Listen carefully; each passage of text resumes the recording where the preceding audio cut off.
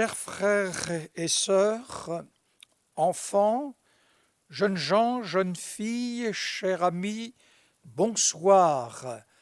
Vous êtes sur YouTube ADD Nantes et aussi pour les enfants et ados, YouTube ADD Nantes. Nous sommes aussi avec le caméraman Stéphane et bonsoir. C'est toujours avec joie que je viens vous rendre visite avec la parole de Dieu.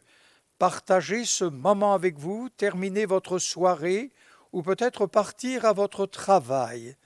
Nous allons donc ouvrir la parole de Dieu dans l'évangile de Luc au chapitre 17e à partir du verset 22e.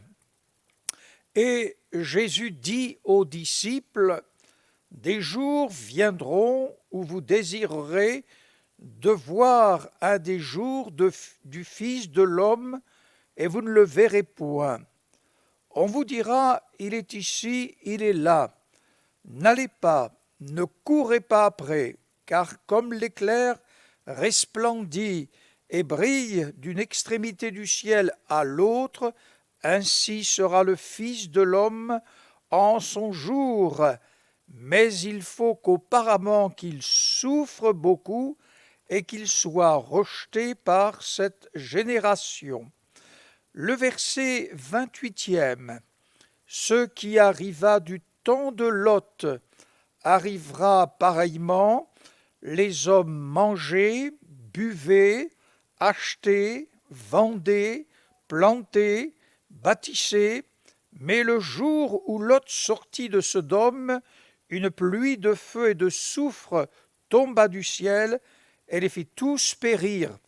Il en sera même le jour où le Fils de l'homme paraîtra.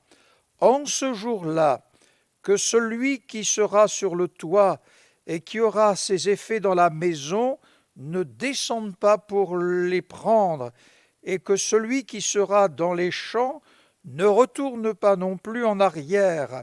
Souvenez-vous de la femme de Lot. Celui qui cherchera à sauver sa vie la perdra, et celui qui la perdra la retrouvera.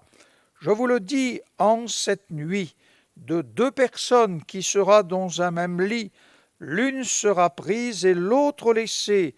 De deux femmes qui moudront ensemble, l'une sera prise et l'autre laissée. De deux hommes qui seront dans un champ, l'un sera pris et l'autre laissé. Les disciples lui dirent: où sera, Seigneur? Et il répondit: où sera le corps, là s'assembleront les aigles. Ce que j'aimerais retenir tout particulièrement, c'est cette parole de Jésus: ce qui arriva du temps de Lot arrivera pareillement.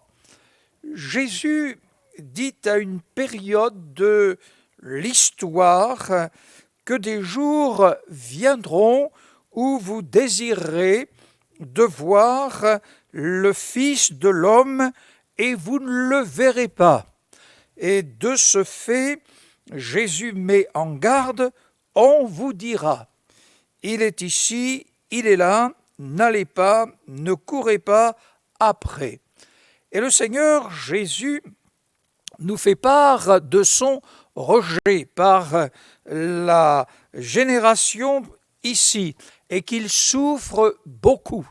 Nous savons que c'est la croix du Calvaire qui l'attend, et Jésus va montrer que la situation avant son glorieux retour ressemblerait à ce qu'elle était avant la destruction de Sodome et de Gomorrhe. Aucun d'entre nous ne nie ne pas savoir ce qui s'est passé à Sodome et à Gomorrhe. Et Jésus décrit les hommes de Sodome comme mangeant et buvant, achetant, vendant, plantant, bâtissant. Et Jésus ne parle pas ici de mariage comme il le fit précédemment, le temps de Noé. Ainsi, dans les jours qui procéderont, l'avènement, le retour de Jésus-Christ, l'état moral du monde sera comme celui de Sodome.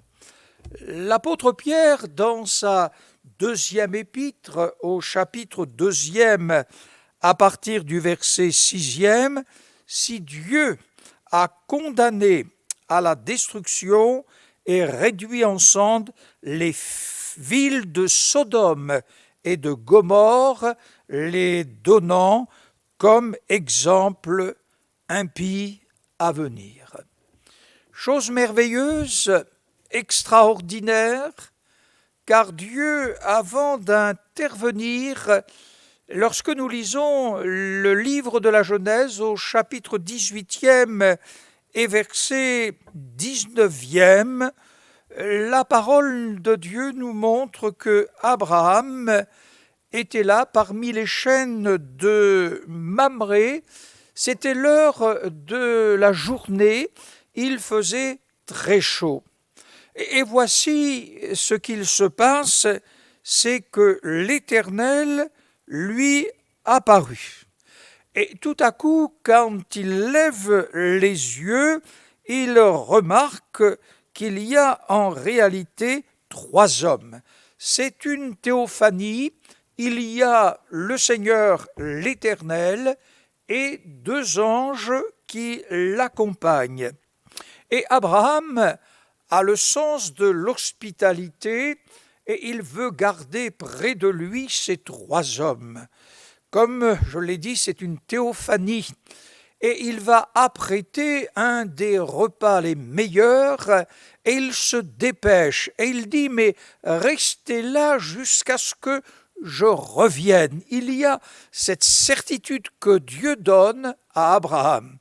Et lors du repas, il y a un échange concernant Sarah. Mais il vous suffit de lire cet échange et l'accomplissement de la promesse.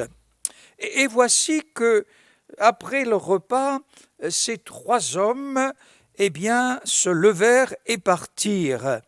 Et ils regardèrent vers le côté de Sodome et Abraham. Abraham, nous dit la Bible, alla avec eux pour les accompagner.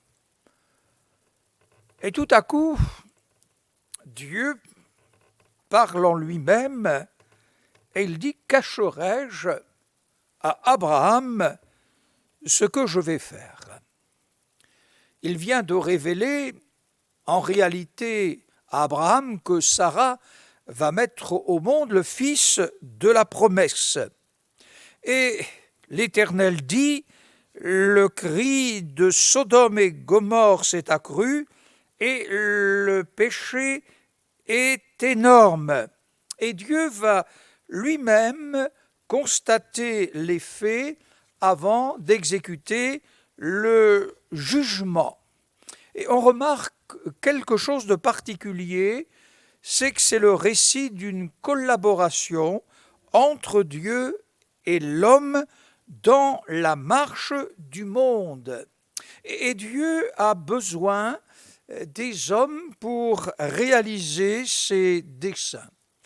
Le prophète Amos, chapitre 3, verset 7, « L'Éternel ne fait rien sans avoir révélé son secret à ses serviteurs, les prophètes. » Et Abraham est un de ces hommes auxquels Dieu ne confie pas seulement un message, mais son fardeau. Il n'est pas uniquement le porte-parole de Dieu, mais son ami et confident. Et Dieu va constater lui-même les faits avant d'exécuter le jugement. Et là, lorsque Dieu révèle à Abraham ce qu'il va faire, ce que les 2 hommes vont faire, vont détruire la ville de Sodome et de Gomorrhe.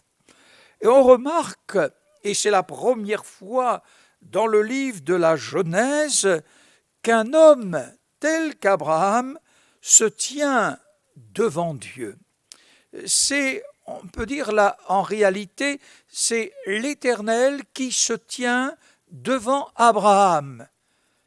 Dans la prière, lorsque nous prions notre Dieu, dans le nom précieux de Jésus-Christ, nous nous tenons pendant un temps et puis nous nous levons pour aller à nos différentes occupations. Tandis que là, la présence de Dieu s'est manifestée d'une telle manière qu'Abraham ne pouvait point partir. Et en réalité, ce qu'il veut, ce qu'il souhaite, c'est faire fléchir la volonté de Dieu et le faire revenir sur sa décision. On remarque que Noé avait accepté sans broncher la décision divine du déluge, tandis que là, il y a l'intercession d'Abraham. Ne se fait pas au nom du pardon, mais de la justice de Dieu. Et ce qui est extraordinaire, c'est qu'il ne s'agit pas de sauver la ville par elle-même, mais pour les justes qui s'y trouvent. Et ça nous émerveille de voir aussi avec quelle sensibilité Abraham va prier, et aussi avec quel sérieux, avec quelle honnêteté, avec quel respect il se tient devant le Créateur, il se tient devant Dieu, il se tient devant celui qui est le Dieu de toute éternité. Et tout à coup, il fit cette prière en remarquant, est-ce que tu vas faire périr le juste d'avec le méchant? Dieu sait qu'il y a des justes et Dieu sait qu'il y a des injustes. Et donc c'est là la justice de Dieu, et Abraham va dire dans sa prière, Seigneur, s'il y avait 50 justes, est-ce que tu détruirais tous ces hommes, ces femmes? Et le Seigneur répond, non, s'il y avait 50 justes, eh bien, je ferai grâce et je bénirai en abondance. Donc, il n'y a pas 50 justes. Et on voit, Abraham va aussi avec toute délicatesse dire à Dieu, mais s'il y avait 45 justes. Et Dieu lui répond de la même manière encore. Et il dit à Dieu, mais j'ai osé, je voudrais encore oser te parler, te prier, et s'il y en avait 40? Et Dieu lui répond de la même manière, c'est-à-dire qu'il n'y a pas 30, 40 justes. Et Abraham va encore, avec beaucoup de délicatesse, parler de 30 justes. Et la même réponse se fit, et Abraham est déstabilisé. Il n'y a plus 30 justes dans cette ville, et il dit, mais s'il y en avait 20?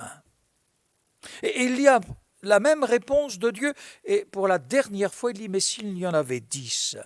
Et en réalité, il n'y a pas 10 justes. Abraham a donc vu que la situation était grave.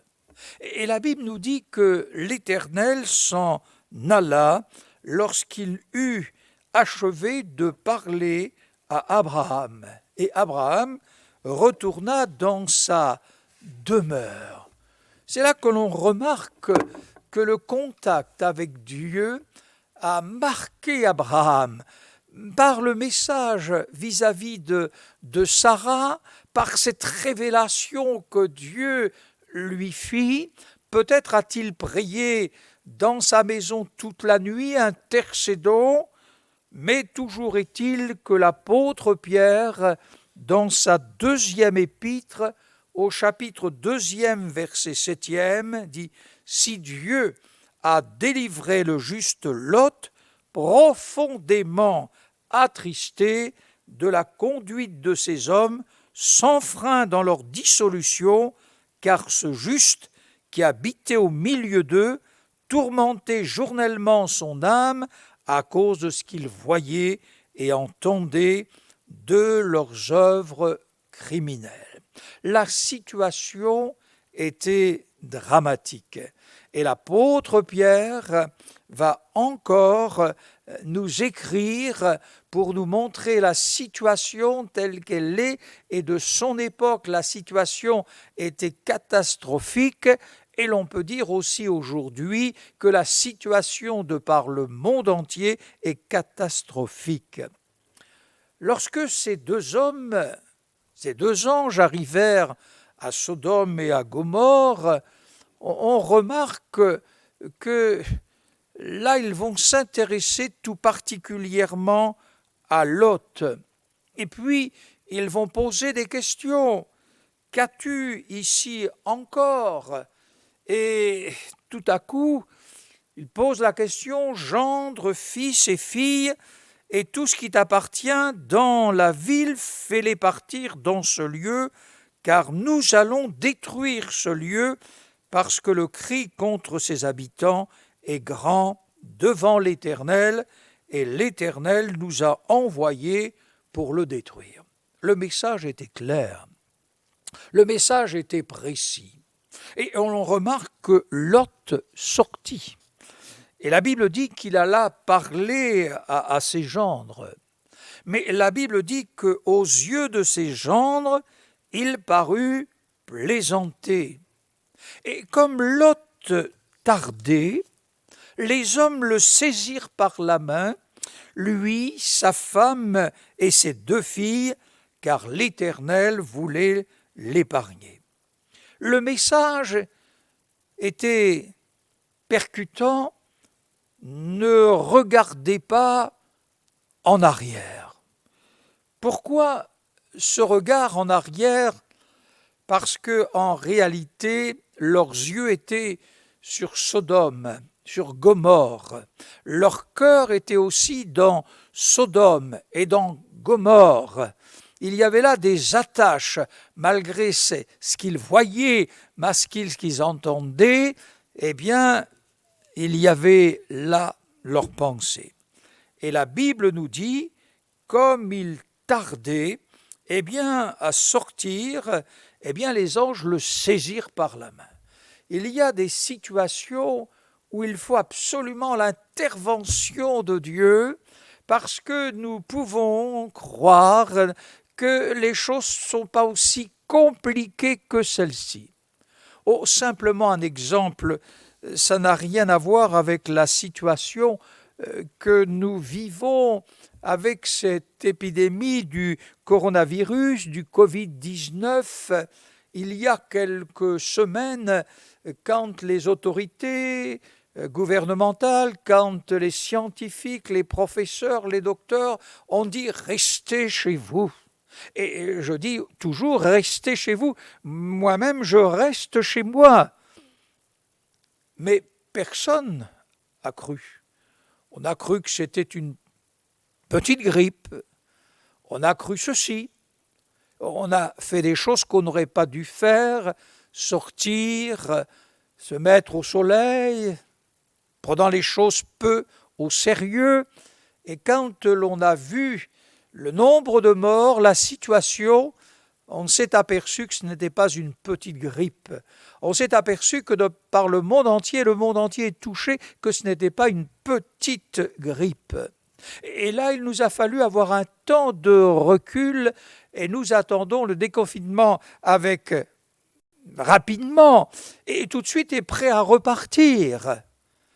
Mais quand nous écoutons le langage des uns et des autres, aucun n'aurait pensé que cela arriverait. Aucun aurait pensé que les usines seraient fermées, que le travail, le télétravail. Aucun n'aurait pensé que cette crise, cette guerre économique, cette guerre sanitaire, cette pandémie, tout ce que nous vivons aujourd'hui, politique, guerre, et même guerre religieuse. Oui, il faut qu'on nous prenne par la main Nous ne sommes pas des enfants, nous sommes des adultes, nous sommes des pères et des mères de famille. Mais il faut parfois qu'on nous prenne par la main. Aucun d'entre nous a dit « je vais rester ». Il a fallu qu'il y ait l'intervention des autorités gouvernementales, des scientifiques. Restez chez vous, restez chez vous. Et nous restons chez nous. Bien-aimés, dans la foi, la Bible dit que les hommes le saisirent par la main, lui, sa femme et ses 2 filles, car l'Éternel voulait l'épargner. Le message était ne regarde pas en arrière. Et on sait que Jésus le dira. La femme de Lot regarda en arrière et elle devint une statue de sel. Voilà pourquoi Jésus dit, mais souvenez-vous de la femme de Lot. Et nous avons besoin de nous souvenir, si Jésus l'a dit, c'est une réalité, ce n'est pas une histoire, c'est une réalité, c'est sûr, c'est du vécu. Jésus, le Fils éternel de Dieu, nous révèle cette chose. Et le Seigneur dira, la situation sera exactement comme celle de Lot, comme celle de aussi Noé en ce jour-là. En ce jour-là, dit Jésus, eh bien, que celui qui sera sur le toit, qui aura des effets dans sa maison, ne descende pas. N'allez pas rechercher vos affaires pour les prendre, et que celui qui sera dans les champs ne retourne pas non plus en arrière. Ne retourne pas, ne regarde pas en arrière. Oui, son cœur de Madame Lot était vraiment dans cette ville de Sodome et Gomorrhe. Où est notre cœur? Est-il dans la maison? Est-il attaché aux effets qui sont dans la maison? Est-il dans les champs? Est-il dans la ville? Notre cœur sait combien on s'attache, combien on est attaché à ces choses, parce que ça nous représente le fruit de notre travail. Ça nous représente des souvenirs familiaux. On le voit quand des maisons brûlent, quand elles sont inondées, les gens pleurent en disant « je n'ai plus de photos, je n'ai plus de souvenirs, tout a disparu ». Oui, ça nous amène beaucoup à l'interrogation. Et Jésus dit « mais cette nuit-là, oui, cette nuit-là, de 2 personnes qui seront dans un même lit, l'une sera prise et l'autre laissée. De 2 femmes qui moudront ensemble, l'une sera prise et l'autre laissée. De 2 hommes qui seront dans un champ, l'un sera pris et l'autre laissé. Quelle séparation, quel drame quand il y a une séparation, on le voit. Mais lorsque ces hommes, envoyés par Dieu, ont détruit la ville, la Bible nous dit dans le livre de la Genèse, au chapitre 19e, verset 29e, « Lorsque Dieu détruisit les villes de la plaine, Dieu se souvint d'Abraham et il fit échapper Lot du milieu du désastre. » Eh bien, la prière d'Abraham a touché aussi le cœur de Dieu, si bien que Lot a pu être sauvé. Amis, la prière que nous adressons à Dieu pour que les hommes et les femmes soient sauvés, pour que les jeunes gens et les jeunes filles soient sauvés, pour que les enfants soient sauvés, qu'il y ait une autre vie dans leur cœur, un autre sens à leur cœur, de voir tout ce qu'il se passe. Nous attendons le glorieux retour du Seigneur et Dieu veut que nous vivions une vie qui lui soit agréable, que nous soyons pardonnés de nos péchés, que nous le recevions dans notre cœur, que nous marchions avec la parole de Dieu, avec la certitude. Chers amis, nous croyons au glorieux retour du Seigneur. Nous ne savons point quand ce retour aura lieu. Nous soupirons à ce retour et nous croyons que c'est la prière de l'Esprit de Dieu qui nous amène à intercéder au trône de la grâce. Que Dieu vous bénisse et vous donne une grâce particulière. Soyez prêts pour ce glorieux retour et que Dieu vous bénisse. Seigneur notre Père céleste, nous voulons intercéder au trône de la grâce de Dieu. Ta parole, elle est merveilleuse, elle est enrichissante, elle nous encourage, elle nous fortifie. Elle nous permet d'aller de l'avant, de compter sur la grâce, de compter sur la bénédiction du Seigneur. Nous te prions, Seigneur, dans cette période difficile de cette pandémie, de ce coronavirus, de ce Covid-19, Seigneur, pour ce corps médical qui travaille 24 heures sur 24 pour sauver la vie des hommes et des femmes. Nous te remercions de tout notre cœur pour celles et ceux qui sont guéris, pour celles et ceux qui trouvent la joie dans les familles, mais nous te prions aussi pour les familles endeuillées. Fais-leur grâce, s'il te plaît. Bénis-les en abondance, fortifie-les dans le nom précieux de Jésus-Christ et sauve des âmes, Seigneur. Que ces âmes acceptent Jésus-Christ comme leur sauveur personnel et que leur cœur soit en toi et que toi tu sois en eux dans le nom précieux de Jésus. Merci de bénir les autorités, merci de bénir le monde entier. Amen.